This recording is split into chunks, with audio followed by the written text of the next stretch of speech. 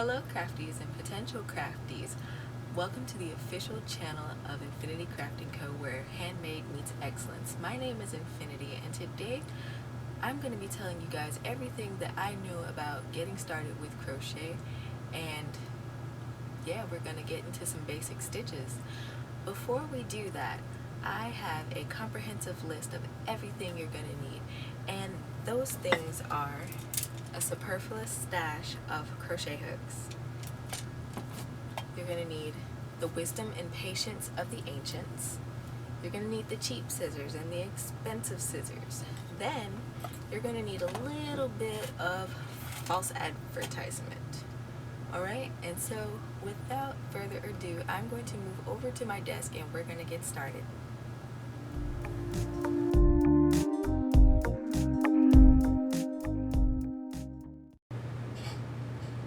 Alright, so now I am here at my beloved craft desk / desk in general. And today, before we get started with the crocheting, I'm going to talk to you guys a little bit about what you need to get started. You might have noticed my little quips while I was in front of my yarn stash area, but now it's time to be real about it.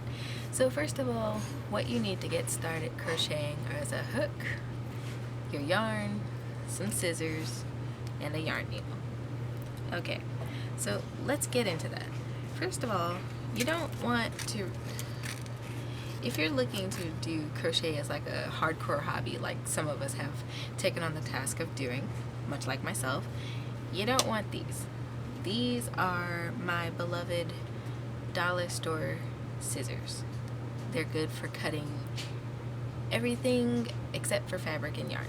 And I'm going to tell you why, because these, regardless to how you treat them, will wear down and dull out really quick. And you don't really try to resharpen these. You don't. So these I use these for cutting things out or making pom-poms and things like that my smaller, a little more expensive scissors do not touch. I'm going to tell you what. If you go to, say, Joann's or any other craft store that specializes in craft supplies, everything's going to be a little pricier. Sure. That's okay. These snips were about $25. I love these snips, and they are still sharp even a year after I bought them. That is because I don't use them for anything other than thread and yarn. Super important. And I don't use them on super thick yarn projects like pom-poms because it could ruin the scissors and make them less sharp. So don't do that. So always, have options like a $1 pair of scissors, $25 pair of scissors. It's okay. So I'm going to put these to the side. I'm sure that everybody will tell you to go to a craft store when you go to get your supplies. However, when I first started, I was 17 and I did not have a job, so I was broke, and broke people have to budget. So what I did, I went to Walmart, and at Walmart, depending on the area, they have at least the starter stuff that you need to get going with any yarn craft, whether it be embroidery, knitting, crocheting, blah blah blah. Depending on the demographic of the area, of course, that determines often what's available to you as a crafter. Alright, so now that we've covered scissors, back to my ridiculous amount of crochet hooks. I love my jar of crochet hooks. I have more than this. However, my jar can only hold so much. So I'm needing to look into some bigger containers. And it's funny. You see memes on the internet about people's grandmothers who used the old cookie tins for sewing notions, and that's kind of the story behind my Altoid tin over here with all my other notions, which we'll get to talking about. But I have another like holiday popcorn bucket for all my knitting needles because I also have an excessive amount of those. But you don't need all this to get started. I am a hook enthusiast. I was adamant about having every size, and then some of these were actually gifted to me. And I'm gonna pull out maybe 2 of these plastic hooks just so we can talk about hooks. I'm gonna put my beloved to the side and we're gonna dive right into this. So, and I'm gonna put some links down in the description. Also feel free to check out my Pinterest because I'm always posting handy tools and yarns to use, as well as other things from the channel and merch shop and things like that. So, after shamelessly plugging, we're going to talk about hooks, sizes, and various sorts. My personal favorite to date would be your standard aluminum hook. And then probably in second place right now would be these ergonomic hooks. This one right here is a 5mm hook. It doesn't have any of the other branding on it because I bought this from eBay for a very little amount of money. Likewise with this ergonomic hook, this set of hooks was actually gifted to me by my mother. So again, freebies are great. So for beginners, I would either recommend this standard hook, aluminum hook, or one of these standard ergonomic hooks, if I can keep them in my hands. So the thing is with them, when you're crocheting and you're starting out, a lot of times you hold in your hook with a death grip. So let me tell you, I am heavy-handed. I'm also an art student. Also forgive any background noises that you may hear. I do have a very loud family. So I do have a death grip, and even in my art classes, my professors get on me about how heavy-handed my marks are. So, you know, I was just getting in there with my crocheting, and a lot of crocheting has to do with what's called tension, which we will get into later in the video, but it also has to do with hook type and size. Yeah, type and size. Now, these are my favorite for a few reasons. They're very comfortable to hold. And there's 2 ways to hold your crochet hooks when you're crocheting, of course. One is called pencil. I've heard it called, and I can see that. And the other is called knife. I am a knife person. And so you want something that's fairly comfortable, something that's sturdy, that you can either way get a good grip on. And for me, the ergonomic hooks and the aluminum hooks are the best choice for that for me. And I'm gonna put those down.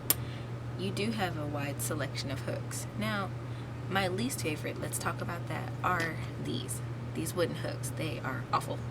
And these are also some cheap hooks that I bought long ago and I've just never used them. And I'm gonna tell you why.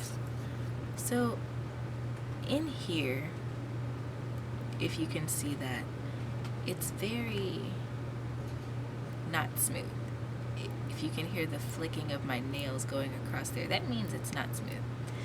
And you don't want that when you're crocheting because, one, it snags your yarn and it makes your stitches that much harder to work. So, you know, these cheap, and I don't remember what I paid, probably $3 for this set. Not good. But if you have woodworking skills and you're ultra thrifty, you could sand these down. I personally never had the patience to do that after I determined that these were a waste of money. So I just leave these out for decoration. I don't recommend these. Now, if you do want to do wood hooks, I recommend going with Chiago. I think that's how you pronounce it. I'm not sure. Chiaogoo. This is a good brand of wood hooks. You don't need this particular size. This is a 25mm size U. And I use this for my chunky crochet. If you guys follow me on Instagram or probably any of my other social media, you've probably seen my thick blanket. This is my baby when it comes to making those. I also have a set of knitting needles that I use for that, but crochet video. Okay. Gone over the wood. Also, with the cheaper wood, your yarn doesn't glide. Unfortunately, like these glide out of a rubber band.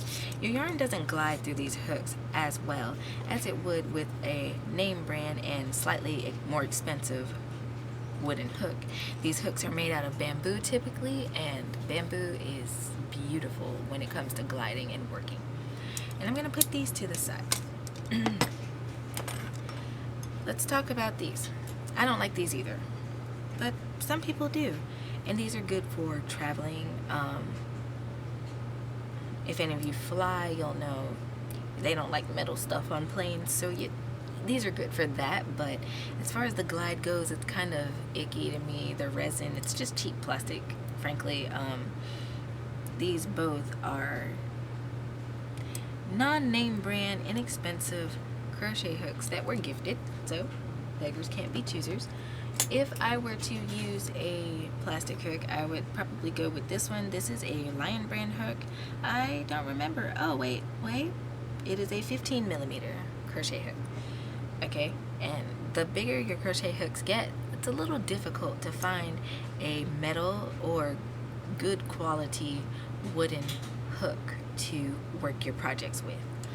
So again, don't go cheap, because these also can kind of snag your yarn, and it's just the yarn gets stuck to me with these. They don't glide as well.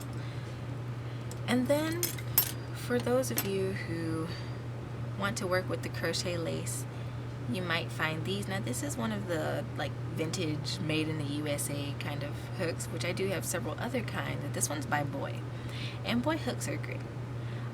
They glide well. Of course, they're the aluminum that I love, but these small ones are kind of unnecessary unless you're working with lace. So I put my copious other hooks to the side, and we're going to talk about anatomy just a little bit. So these are two very similar but very different crochet hooks. This one is by Susan Bates. It's a US hook. This one is, again, my inexpensive favorite. So with these, there are certain anatomies that are the same and some that are different. Across any hook, you'll always have the actual hook part, which is where this indentation is and where your actual yarn hooks as you're working it. And they're shaped a little differently across hooks. And then you have what's called the throat, which is the slow incline going into the shaft of the crochet hook. And in this one, it's called inline, I suppose, because it looks like an actual line and it's flat. Don't quote me on it. That is not my forte to know. This one is called like the taperoid or something like that. And you can see where it's smoother and more curvy and more tapered. And then, of course, this flat part where your yarn works, well, not flat part, but this area around the hook is where your yarn works. And you can see that this hook, the Susan Bates hook, is shorter, and it gives you a shorter shaft, and it offers, I suppose, for those who hold their hook like a pencil, some extra, I don't know, consistency. I never really got that or understood why these hooks were like this. Maybe they're for special projects, I'm not sure. But then you have this one that offers a longer shaft, and so I suppose if you're working a project that requires you to loop on multiple loops at one time, this is your better hook. And if you're working on a like shorter standard kind of project, this is your hook. But either way, you can really work any project with your one hook or type of hook in any size. That's just my opinion. Okay, now we're going to talk about yarn and hook and how to hold both. To me, it makes more sense to do that while you have the yarn on screen as opposed to just talking about it. It makes a lot more sense. So here I have my Red Heart Super Saver in Dusty Gray. And to me, this is an excellent starter yarn. I can't stress that enough. It's not too thick, it's not too thin, it's consistent. The dye lots are also pretty consistent, so if you happen to buy your yarn at separate times, with the solids at least, the dye lots are pretty consistent. Now, when you get into the stripes and other things, not as much, but if you buy them like a year apart like I did with one of my projects, it's bound to happen. I also like Red Heart Super Saver because it has its strands clearly defined. When you're, in my opinion, when you're crocheting or knitting, you want that inside string, because otherwise if you're working with this outside guy right here, your yarn is just tumbling around. You want to roll it into a ball, but it's just going to roll everywhere. So on the label here, they have an indicator to show you which side is which, and they show you that the inside string is supposed to come out of this side. They also have on the label the weight of the yarn, which is a medium 4-weight yarn.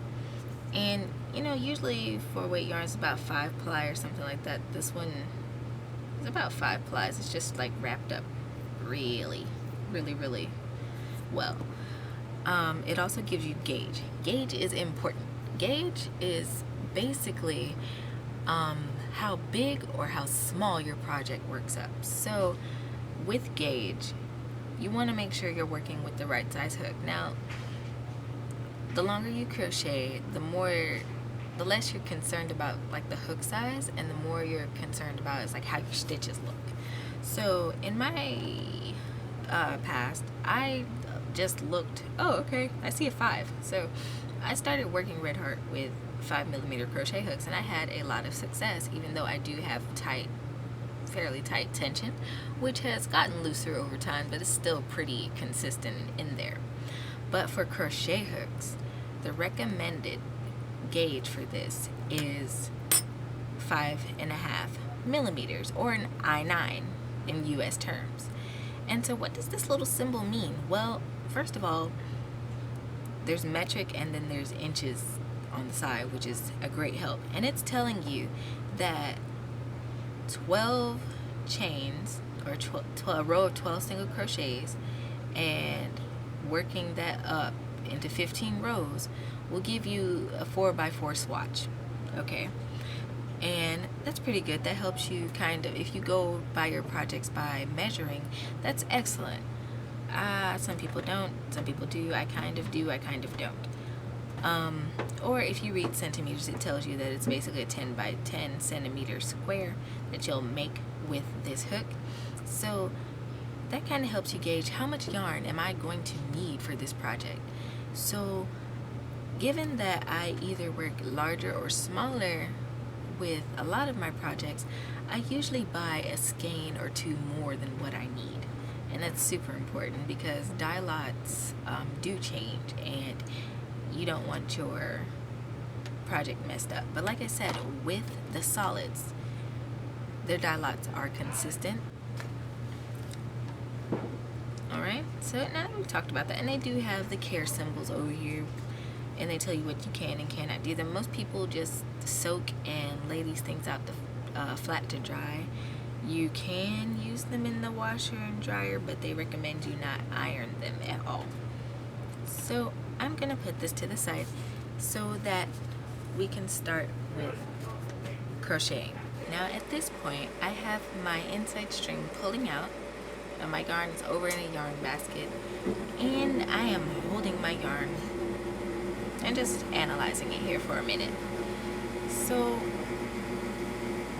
there are lots of different ways to hold your yarn, and for that I would say to look at other videos and watch how other people hold their yarn, because everybody's different. Our hands are beautiful machines, and they all function differently. So in that, you're going to want to find whatever way is most comfortable for you to hold your yarn and your hook. Alright, so I've seen a lot of different ways that people hold their yarn. And for me, first of all, I'm going to start, and you guys can start as well, with a slip knot, which if you don't know what that is, it's very simple. You're going to want to leave a little length of yarn kind of to the side that's not coming from your working yarn, so you can sew in that in later. But you're going to form a loop between your thumb and your index finger. Wrap it around a couple fingers. You're going to pull those 2 fingers out, just like that.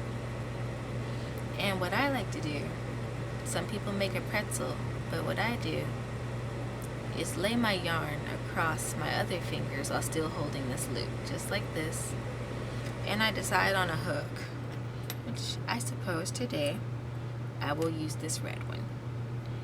And I'm going to just put my hook under that loose laying strand right there and out the other side like so. I'm going to let go of my loop now, and I'm going to hold both of these ends and just pull, and that forms a little knot. Now that knot is not permanent. You can cinch it closed, I call it, from either side. And so I'm just going to pull from the tail end. That's what I'm used to doing. Okay? So with this, I'm holding my hook in my dominant hand, which is my right hand. And what I'm going to do is hold my working yarn in my left hand, because that is my non-dominant hand. Now, I've seen people do all kinds of funky stuff with their yarn, and I honestly couldn't tell you how they do it most of the time. Personally, when I do my yarn, which is something that you end up doing unconsciously once you get used to it, and there's no surefire way to say, oh, okay, you hold your yarn specifically like this when you start crocheting. It's always going to feel awkward. It's always going to be a little strange and a little just weird feeling until you get the hang of it. But what I do is I tend to wrap my yarn around my finger like that.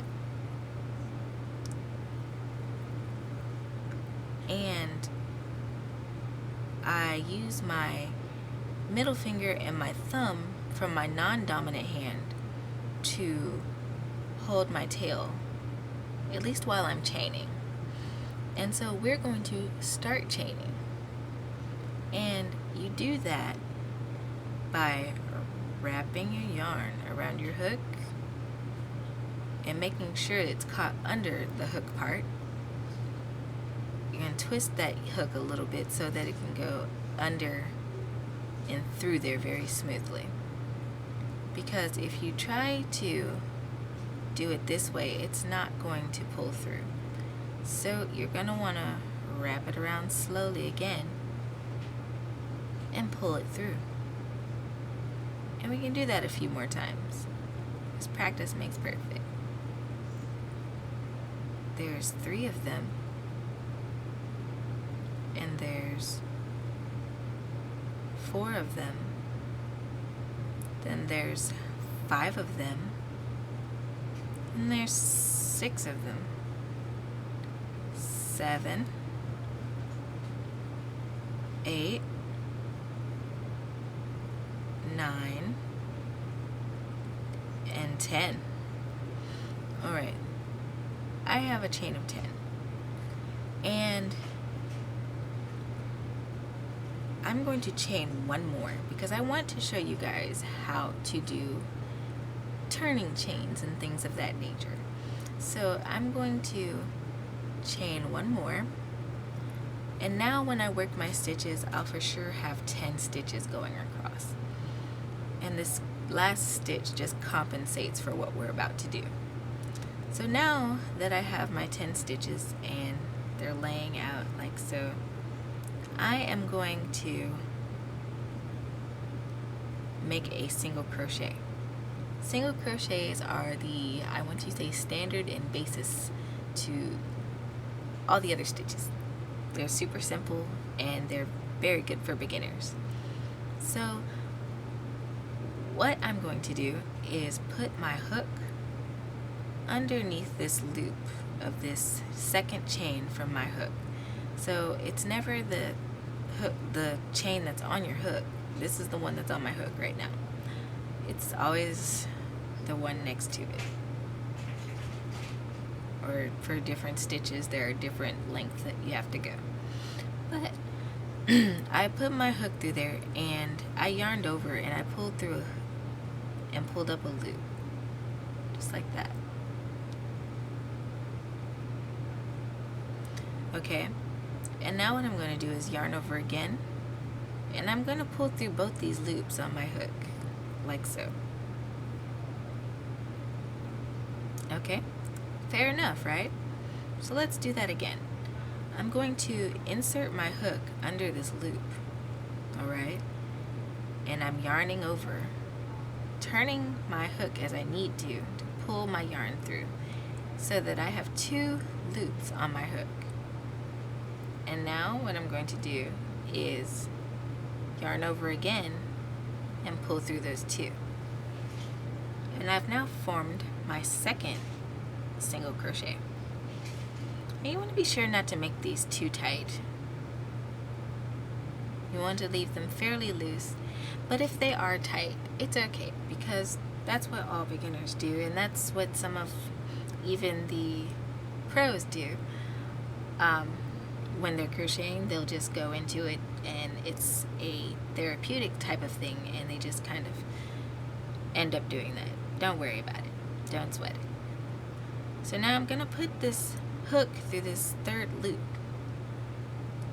and I'm going to make another single crochet.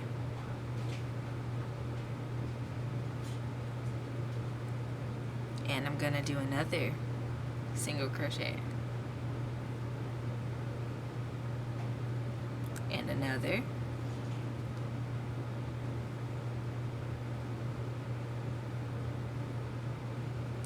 And another.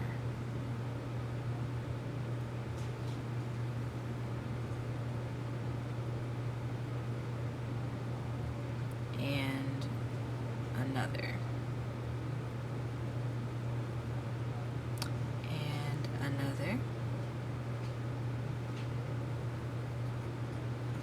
And another. And one more makes 10. Keeping count is also very important when learning how to crochet, because there are some projects that if you don't count, you're going to mess it up really bad, and that doesn't feel good. If you are part of any crafting communities, they will call it frogging, because you have to rip it back, and it sounds like ribbit. It's a cute little thing. But anyway, what we're going to do now that we have gotten our first row of single crochets, congratulations, we are going to turn our work and work another row of single crochets. You're like, oh no, I thought we were done. No. What we're going to do is make a turning chain, and it's super easy.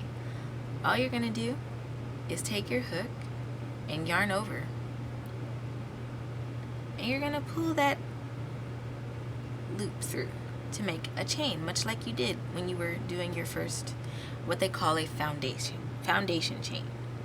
I can't talk today. Alright. And you're just going to turn your work so that the long part is in your non-dominant hand. Okay? And I want you to notice how I'm holding my yarn. And for me, it just pulls the smoothest that way. And I can always drop my yarn and rewrap to make sure that my tension is consistent. Because as you can see, there's not much change between these stitches in this first row. Yours might not look like this, and that's, again, completely okay. So now what I'm going to do is create a second row of single crochets. So that means I'm going to correct my tension. That is what it's called when you keep rewrapping your yarn around your fingers. And for single crochets, this is the only stitch in which you can do this. For single crochets, we are going to go right into the base of this chain 1. And we are going to make a single crochet.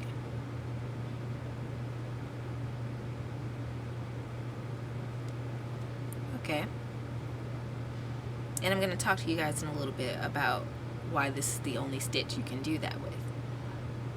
And we're going to make 9 more single crochets across this row by simply yarning over, pulling up a loop, and yarning over and pulling through 2.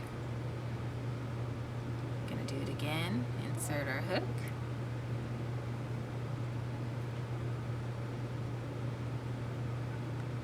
Pulling through 2. And the longer you make your project, the less difficult it gets to work these stitches.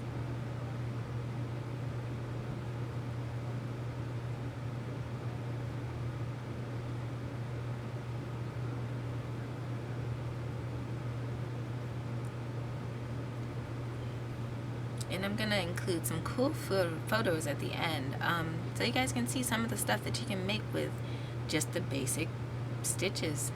I've made sweaters and scarves, gloves even, and just a multitude of other things with simply single crochets.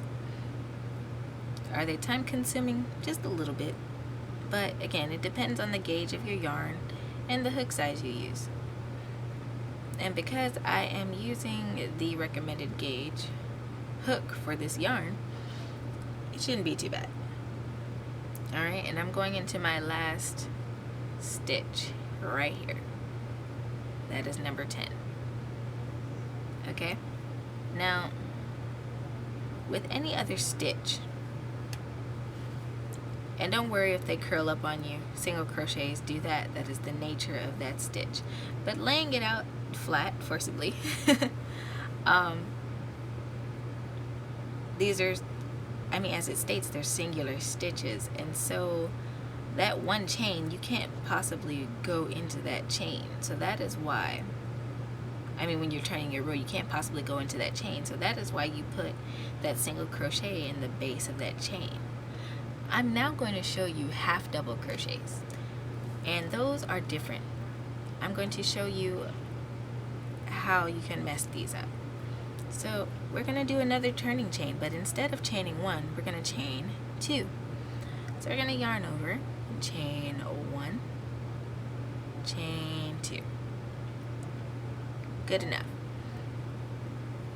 So if I were to yarn over and go into this stitch right now, and I yarn over and pull up a loop, I have 3 loops on my hook, and I'm gonna yarn over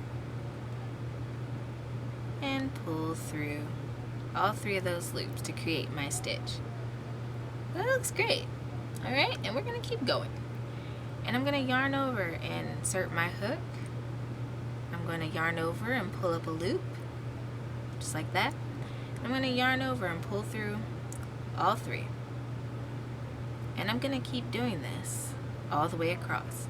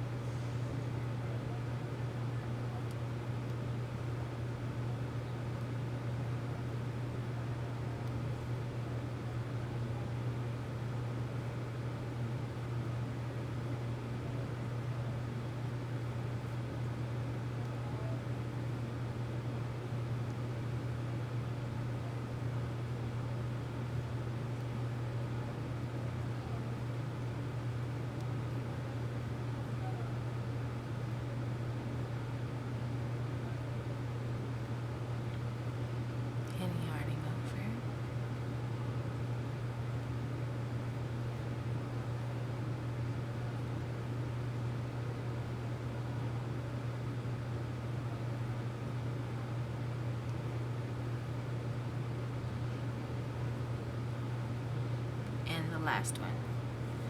Okay, so yes, I did go into the base of that chain 2, but there's a problem with that. This chain 2, you can go into the top of that chain 2 as though it were a stitch. So if I were to work more rows and keep going into the base of those chain 2s, my project would V out like this. And it is the most frustrating thing to do when you are first starting out to crochet, and it's very disheartening. So instead of going into that, we're gonna frog this project. I love that pun. And we're simply going to start it over and do it the right way. And it's just a matter of chaining 2. 1, 2, flipping our work, and I'm going to yarn over insert my hook into the second stitch, not in the base of that chain 2, and pull up a loop, and then I'm going to pull through all 3. Alright? And I'm going to do that all the way across. So I'm going to insert, yarn over, and pull through 3.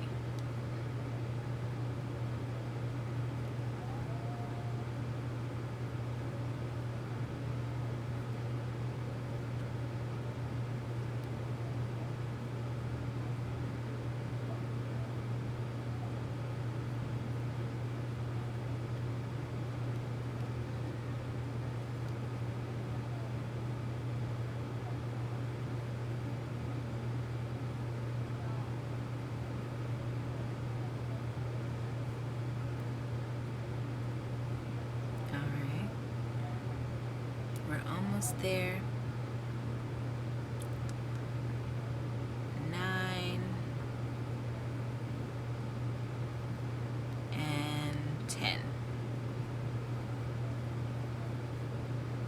Okay, that looks really good. And I'm gonna do another row of half double crochets. So that is chaining 2, turning our work,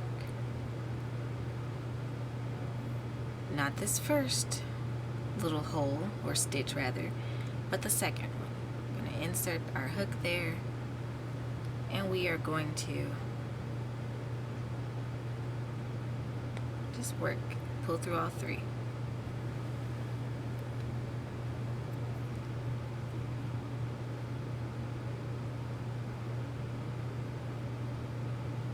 Oh.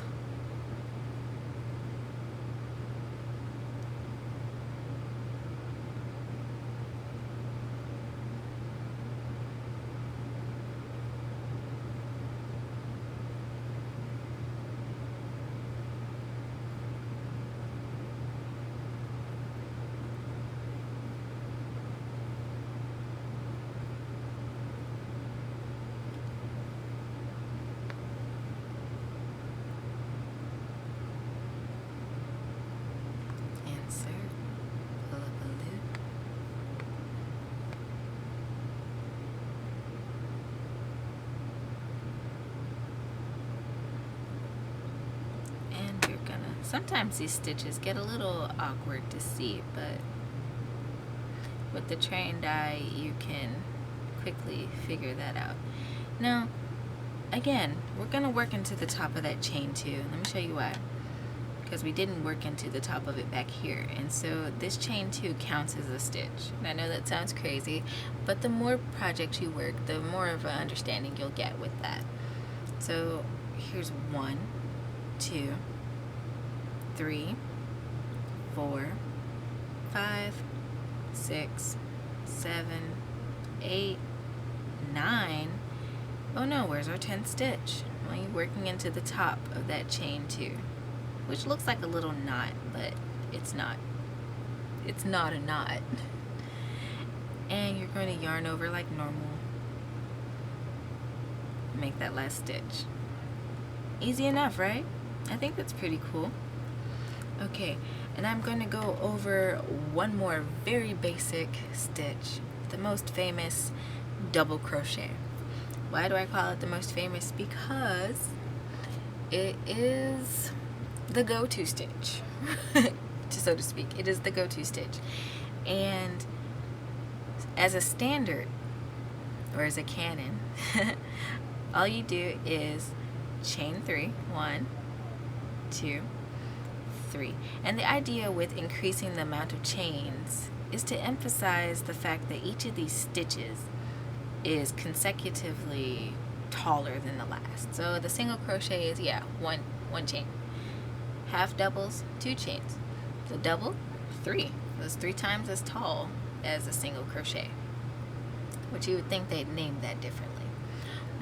Much like the half double crochet, you don't go into the base of that chain 3 because it's likely to become a lot more evident a lot faster with the double crochets if you go into that stitch.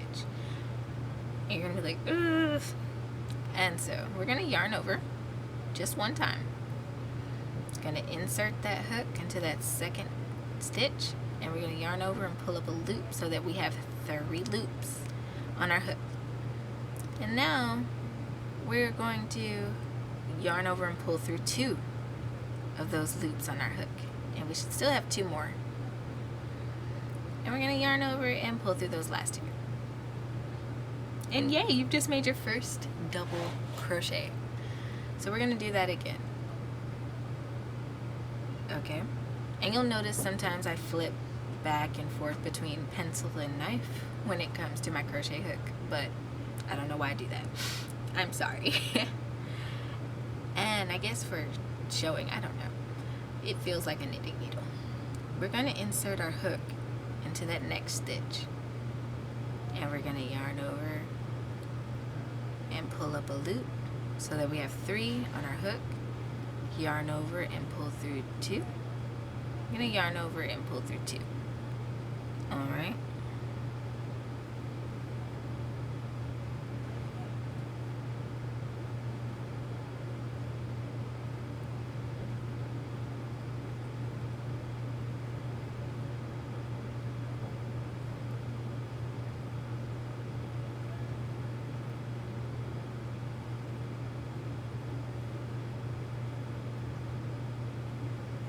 And 10.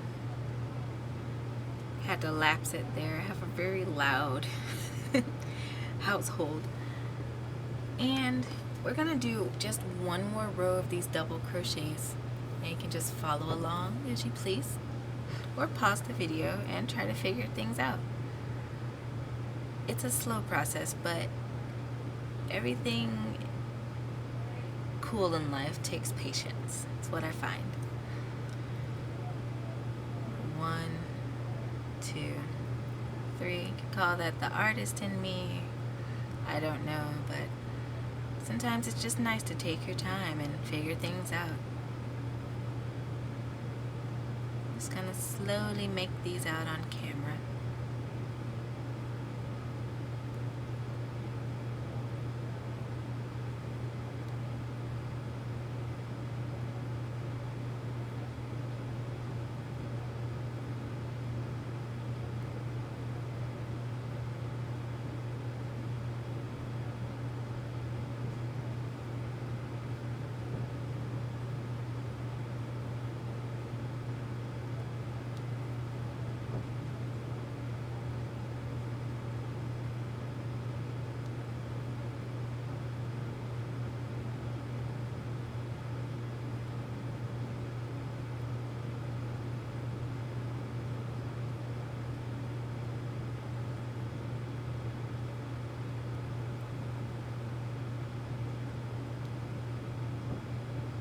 And 10.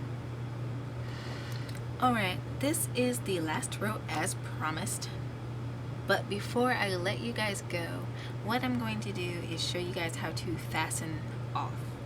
So fastening off is just a fancy way to say I'm done and it's time to sew in everything. So to do that, we're gonna, once we reach the end of our row, chain 1 and pull up a loop bigger than what we needed. And we are going to lay that loop out, and we're just gonna kind of think about it for a second. Pardon. So the right side of our loop is very much attached to our swatch here. Okay, that's fine. But this left side is pulling from the working yarn, and that's the side that we want. So after you have your loop of a decent size, we're gonna look to this left side, and we are just gonna snip it anywhere over here, not too close to this and not on this side, but on the left side. We're just gonna snip it, and we're gonna pull out our working yarn and put it to the side so it's out of our way. And we're gonna take our project in our hand, and our dominant hand, and we're gonna take our tail in our other hand, and we're just gonna pull it closed so that that chain turns into a knot. Okay, now I'm gonna lay that down, and we're going to come on over to our false advertisement. And we're going to take a pick. We're going to get a yarn needle. Starting off, all you need is a yarn needle, okay? These things are okay if you know what you're doing. I'm just going to say that right now. You can usually get a yarn needle. Actually, you can get a 3-pack of yarn needles at Walmart. So, not that expensive, like $1.50. And what we're going to do is thread our yarn through our needle. Now, if you sew, you know you want to have some kind of wax or condensation that doesn't stain your fabric. And you're going to want to like just thread that through. Or you can thread it through dry if you want to. I know old sewing trick is to like use your saliva a little bit and do it that way, but if you're gonna give it away, you kind of don't want to do that. But anyway, you want to find a sweet spot to tack this down. Now there's a good looking side of your project and there's a kind of crappy looking side. Now what you want to do is turn your project so that your crappy side is facing up. This is my crappy side. And I'm going to insert my hook, my needle, basically through the top of the stitch, the last stitch of the row. And what I'm going to do is just kind of wiggle it down that side and kind of bury it in. Now you don't have to go all the way to the end. Pretty sure it's not going to wiggle out. And you can unthread your needle. And there you go. But some of us are more paranoid than others. So I have this. It is called Fray Check. You can tell it's a favorite because I always wear the labels off. Somehow it's by Dritz. And it's basically a liquid stitch or a method of tacking down any kind of loose strings that you don't want coming apart. So you can use that. It's not very pricey either. It might be anywhere between like $5 for a bottle or something like that. And what you're gonna do after you make sure it's open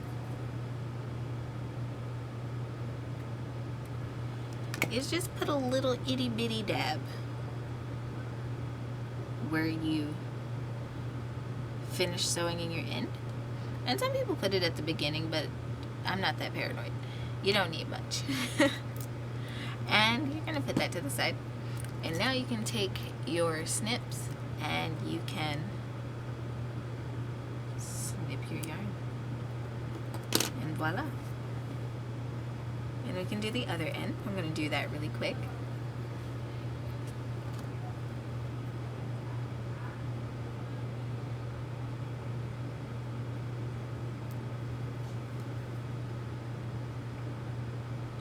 Wiggle it down in there.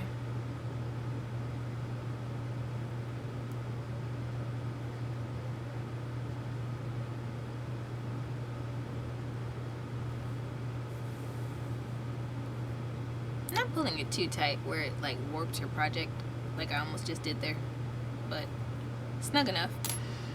And use a little more fray check.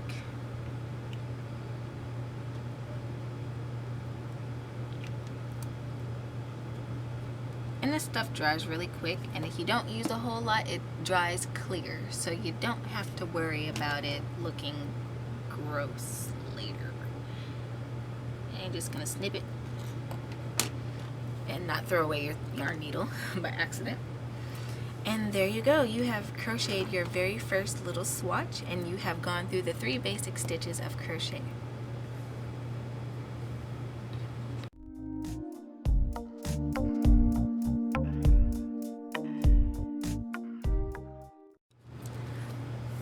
Alright crafties, thank you so much for tuning in and sticking around to the end of this video. If you liked it, go ahead and hit the thumbs up for me. That would just help me out a whole lot. Also go ahead and hit the subscribe button, maybe the notification bell, so that you don't miss out on future content from the channel. And also hit the description down below and check out some of our other social media platforms and keep up to date with the upcoming events. And until next time, happy making.